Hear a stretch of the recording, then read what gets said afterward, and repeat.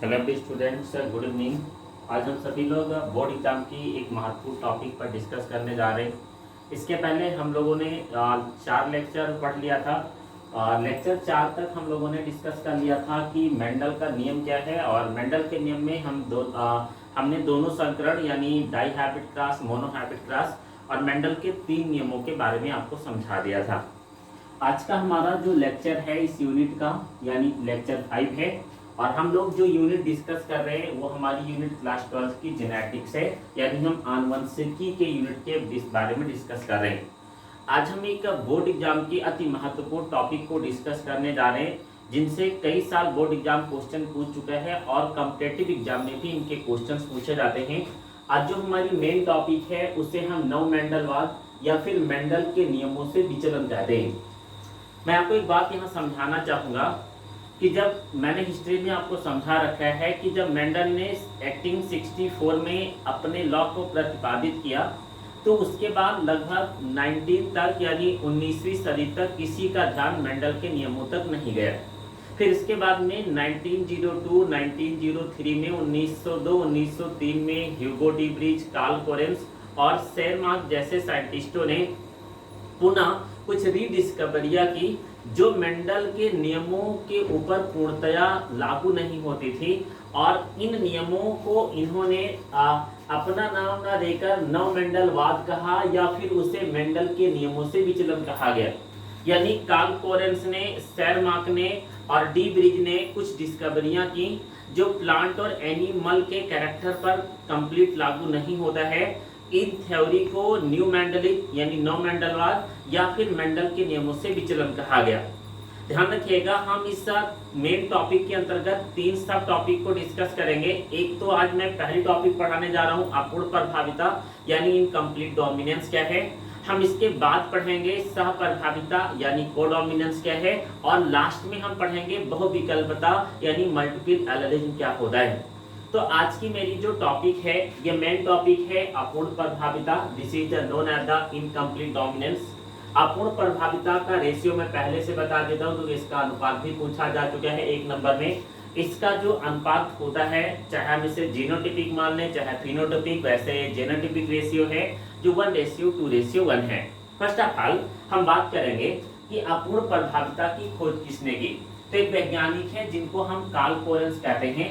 इन्होंने 1903 में एक प्लांट जिसका वर्टिकल नेम है मिराबिलिस जलाबा या फिर हिंदी में कहते हैं गुलाबास, और दूसरे नाम से इसे हम 4 o'clock प्लांट, यानी इसकी फ्लावरिंग इवनिंग या मॉर्निंग में 4 बजे आती है, इसलिए इस फ्लावर को 4 o'clock प्लांट या फिर 4 बजौने पौधे के रूप में जानते हैं। यानी कार्ल कोरेंस ने 1903 में मिराबिलिस जलाबा या गुलाबास के पौधे पर 4 o'clock प्लांट के ऊपर अपूर्ण प्रभाविता या इनकम्प्लीट डोमिनेंस की खोज की थी। अब हमें इनकम्प्लीट डोमिनेंस तब समझ में आएगा जब हमें थोड़ा सा मेंडल के नियम के बारे में पता होगा कि मेंडल का नियम था क्या, या मेंडल ने अपने नियम को किस तरह से समझाया है। अगर आप मेरा पिछला वीडियो लेक्चर नहीं देखे हैं तो मैं रिक्वेस्ट करूंगा कि आप मेरा पिछला वीडियो लेक्चर ध्यान से समझ लें और देख लें। मेंडल ने जो अपना प्रभाविता का नियम बताया था, इस प्रभाविता के नियम में मैं थोड़ा सा एग्जाम्पल समझाना चाहूंगा कि प्रभाविता के नियम में हम लोगों ने डिटेल में पढ़ा था कि अगर कैपिटल टी, स्मॉल टी ये दोनों गैमेट्स के फैक्टर अगर F1 जनरेशन में आते हैं, तो आप देखोगे यहाँ पर कैपिटल टी स्मॉल टी के रूप में नेक्स्ट प्लांट उत्पन्न होता है, यानी उसका genotype capital T small T होता है। और यहाँ इन्होंने ये बताया था कि ओनली कैपिटल टी अपने फैक्टर को प्रदर्शित कर पाता है, जबकि स्मॉल टी अपने फैक्टर को प्रदर्शित नहीं कर पाता है। अपूर्ण प्रभाविता पर आते हैं। कहा गया कि जब किसी जीन में विषम युग्मजियों में, यानी जब किसी जीन के विषम युग्मजियों में उत्पन्न लक्षण प्रारूप या उस जीन के दोनों विकल्पियों का, यानी उसके जो 2 विकल्प होंगे, लक्षण प्रारूप या जीन के दोनों विकल्पियों का, ठीक है, विकल्पियों के लिए उत्पन्न लक्षण प्रारूप मध्यवर्ती होता है। कहने का मतलब एक गैमीट मान लो मेल से है, दूसरा गैमीट मान लो फीमेल से है, दोनों का फैक्टर अलग अलग है, बट दोनों के फैक्टर का जो कैरेक्टर होगा वो एक साथ आकर दिखाई देगा। इसलिए वहां पर जो नया कैरेक्टर बन रहा होगा, यानी उनमें से ना तो पहले वाले का कैरेक्टर दिखाई देगा ना तो दूसरे वाले का कैरेक्टर दिखाई देगा। मैं समझाने का प्रयास कर रहा हूं। मान लो कैपिटल टी एक कैरेक्टर है, एक फैक्टर है कैरेक्टर को रिप्रेजेंट करने के लिए, और स्मॉल टी एक फैक्टर है कैरेक्टर को रिप्रेजेंट करने के लिए। जब ये F1 जनरेशन में आता है तो या तो कैपिटल टी दिखाई देता था या तो स्मॉल टी, मेंडल के अनुसार केवल कैपिटल टी दिखाई दिया था। अब मान लेना कि कैपिटल टी स्मॉल टी एक साथ आकर कोई लक्षण बना रहा है, तो कैपिटल टी स्मॉल टी दोनों का फैक्टर एक साथ मिलकर एक कोई नया कैरेक्टर बना देगा। यानी अब फैक्टर में से एक का कैरेक्टर दिखाई देगा और दूसरे का कैरेक्टर नहीं दिखाई देगा, और इसे कहा जाएगा, यानी दोनों फैक्टर जो आ रहे हैं, मान लो एक मेल से आया एक फीमेल से आया, दोनों का कोई भी विशेष कैरेक्टर नहीं है, एक साथ फैक्टर का कैरेक्टर है। This is known as the incomplete dominance. आपको और आगे समझाने का प्रयास करता हूं। दूसरे शब्दों में हम ये कह सकते हैं, जब जनक से, ध्यान से सुनिएगा, ये वाला आपको समझ में जरूर आना चाहिए, जब जनक से संतति में लक्षणों के कारक यानी जीन, यानी जब जनक से संतति में लक्षणों के कारक या जीन का स्थानांतरण होता है, उस दौरान अगर वो विषम युग्मजीय अवस्था में हो तो दोनों का लक्षण नहीं दिखाई देता है, जो एक साथ मिल जाता है।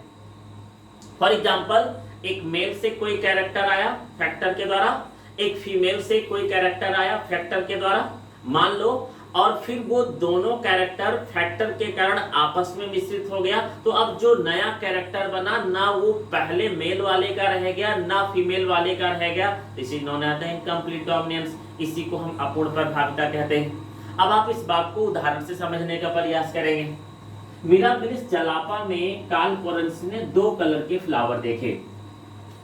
एक फ्लावर देखा जो हमेशा नेचुरली व्हाइट होता है, और दूसरा कलर देखा जो हमेशा नेचुरली, ठीक है, रेड होता है। मैं अगर इसका गैमीट देखूं तो मैं थोड़ा सा पलट कर दिखाता हूं। जो व्हाइट होगा वो स्मॉल आर है, और जो रेड है वो कैपिटल आर है। हम मान लेते हैं कि इमस्कुलेशन के द्वारा, मैंने बता दिया इमस्कुलेशन क्या है पहले ही, इसे मेल और फीमेल बना लिया गया, यानी द्विलिंगी पादप था मिराबिलिस जलापा, और उसमें से मेल को, ठीक है, फीमेल के लिए, फीमेल को मेल के लिए, यानी पुंकेसर को नष्ट करके प्लांट को, पौधे को नर पुष्प बनाया गया, मादा पुष्प बनाया गया, और स्त्री केसर को नष्ट करके नर पुष्प बनाया गया। फिर इन दोनों के बीच में क्रॉस पॉलिनेशन कराया गया, और फिर क्रॉस पॉलिनेशन में P1 जनरेशन के प्लांट उत्पन्न हुए। तो ये देखा गया, देखो हमने सफेद नर पुष्प का लाल पुष्प वाले मादा के साथ क्रॉस पॉलिनेशन कराया, तो हमने ये देखा कि जितने प्लांट उत्पन्न हो रहे हैं वो गुलाबी पुष्प वाले उत्पन्न हो रहे हैं। हम अगर मेंडल के नियम पर आ जाएं तो हो सकता था कि ये वाला प्लांट या तो सफेद हो जाए, अगर कैपिटल टी मान लेता हूं, और ये वाला प्लांट स्मॉल टी के कारण हो सकता है लाल हो जाए। ये बात मैं पुनः समझाने का प्रयास कर रहा हूं। हम अगर सफेद के जगह पर कैपिटल आर की जगह पर सफेद पर हम मान लेते हैं कैपिटल टी, और फिर हम लाल पर मान लेते हैं स्मॉल टी, तो कंडीशन ये बन रही है कि कैपिटल टी स्मॉल टी अब बनेगा, और अब सफेद पुष्प ही दिखाई देगा, यानी जितने फ्लावर होंगे सारे व्हाइट कलर के होंगे। बट आप देखो, ना तो यहाँ सफेद का कैरेक्टर आ रहे हैं ना तो लाल का आ रहा है। ईच फ्लावर्स, जितने भी प्लांट्स के फ्लावर उत्पन्न होते हैं उन सभी में पिंक कलर आ रहा है। अब ये पिंक कलर क्यों आ रहा है, ध्यान से सुनना। जब इन दोनों को बनाने के लिए जो पिगमेंट रिस्पॉन्सिबल है उसकी जीन प्रथम पीढ़ी से, यानी जनक पीढ़ी से प्रथम में आ रही थी, तो पिंक वाली और रेड वाली, व्हाइट वाली और रेड वाली, इन दोनों की जीन पिगमेंट के साथ मिश्रित हो गई। तो अब जब पिंक, रेड और व्हाइट को हम मिला दे कलर्स के रूप में, तो एक नया कलर बन जाता है जिसे हम पिंक कहते हैं। यानी अपूर्ण प्रभाविता में सफेद वाली और लाल वाली इन दोनों की पिगमेंटल जीन एक साथ मिलकर एक नया कलर बना लेती है फ्लावर में, जिसके कारण फ्लावर पिंक हो जाते हैं, गुलाबी हो जाते हैं। वैसे मैं जर्नली समझाने का प्रयास करूं 12th लेवल में, तो इतना जानिएगा कि ना तो कैपिटल आर का कैरेक्टर दिखाई दिया और ना तो स्मॉल आर का कैरेक्टर दिखाई दिया। ये दोनों कैरेक्टर बदल गए और एक नया कैरेक्टर दिखाई दिया जो कैपिटल आर स्मॉल आर के रूप में उपस्थित हुआ। अब इसके बाद में, ठीक है, मेंडल इसके बाद में कार्ल कोरेंस ने कैपिटल आर स्मॉल आर के प्लांट से सेल्फिंग कराई। ऑलरेडी मैं पहले बता चुका हूं कि सेल्फिंग क्या होती है। तो P1 जनरेशन से F1 जनरेशन से इन्होंने F2 जनरेशन की प्लांट को प्रेजेंट कराया, यानी F2 जनरेशन के पौधों को उत्पन्न कराया। यहाँ पर इन्होंने ये देखा कि कैपिटल आर से अगर सेल्फिंग हो तो रेड फ्लावर होते हैं, दो flower capital R small R के रूप में पिंक होते हैं और एक फ्लावर स्मॉल आर के रूप में व्हाइट फ्लावर उत्पन्न होता है। यानी एक पुष्प लाल होता है, दो पुष्प गुलाबी होते हैं, एक पुष्प पुनः सफेद होता है। जो रेशियो आता है वो आता है 1:2:1। यानी अब मैं मेंडल की बात करूं तो मेंडल ने कहा था कैपिटल टी स्मॉल टी का कैरेक्टर F1 जनरेशन में दिखाई देता है, एक प्रभावी रहता है।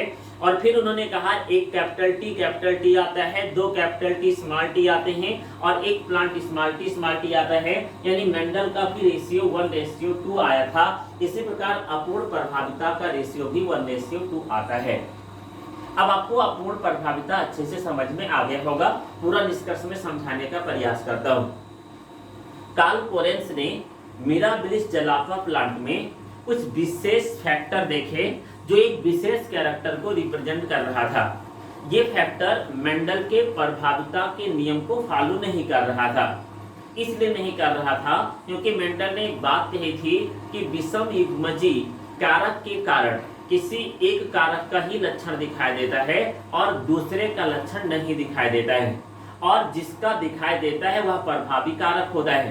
कार्ल कोरेंस ने देखा कि जब हम मिराबिलिस जलापा के व्हाइट फ्लावर को रेड फ्लावर के साथ क्रॉस कराते हैं तो सारे फ्लावर्स प्लांट जो होते हैं वो पिंक कलर के उत्पन्न हो जाते हैं। उनमें ना तो रेड फ्लावर का कैरेक्टर आता है ना तो व्हाइट फ्लावर का कैरेक्टर आता है।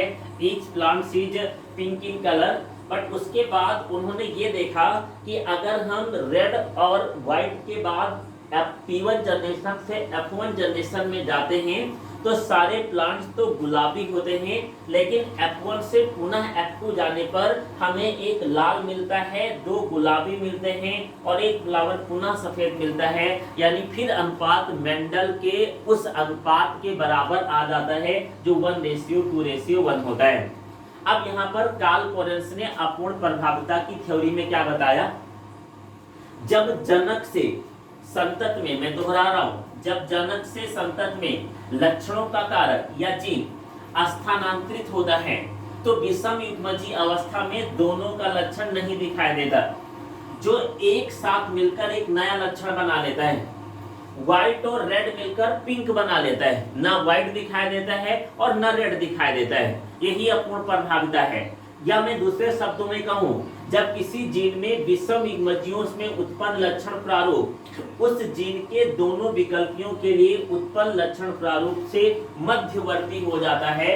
यानी ना तो, ठीक है, मान लो ये रेड वाला है और हम मान लेते हैं ये व्हाइट वाला है, तो ना तो रेड वाला दिखाई देता ना तो व्हाइट वाला दिखाई देता, बट इन दोनों के मिलने पर, मध्यवर्ती होने पर एक नया कैरेक्टर बन जाता है, जिसके कारण फ्लावर पिंक कलर के आ जाते हैं।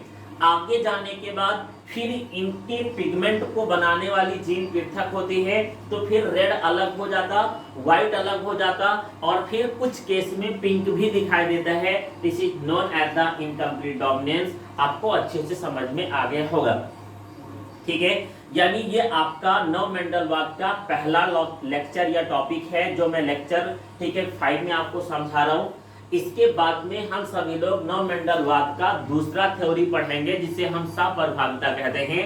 ध्यान रखिएगा, बोर्ड एग्जाम की दृष्टि से अति महत्वपूर्ण टॉपिक है। मैं तो कहूं कि आप इसे तुरंत तैयार कर लेंगे और फिर कल के लिए नहीं छोड़ेंगे और नोट्स भी बना लेंगे, क्योंकि यहाँ से 3 नंबर या 5 नंबर के क्वेश्चन अवश्य पूछे जाते हैं। आप सभी लोगों को अगर नोटिफिकेशन के रूप में मेरा वीडियो मिल रहा है तो आप जब भी नोटिफिकेशन मिले उसे पूरा का पूरा तैयार करने का प्रयास करें और साथ में तैयार करने के साथ साथ नोट्स बनाते रहें, क्योंकि मैं थोड़ा सा डिले आया हूं, बीच में कुछ कारणों से क्लास नहीं चल पा रही थी, लेकिन अब क्लास कंटिन्यू रहेगी। पहले मैं जेनेटिक्स समाप्त करता हूं दोनों चैप्टर और फिर मैं रिप्रोडक्शन की यूनिट को प्रारंभ करूंगा।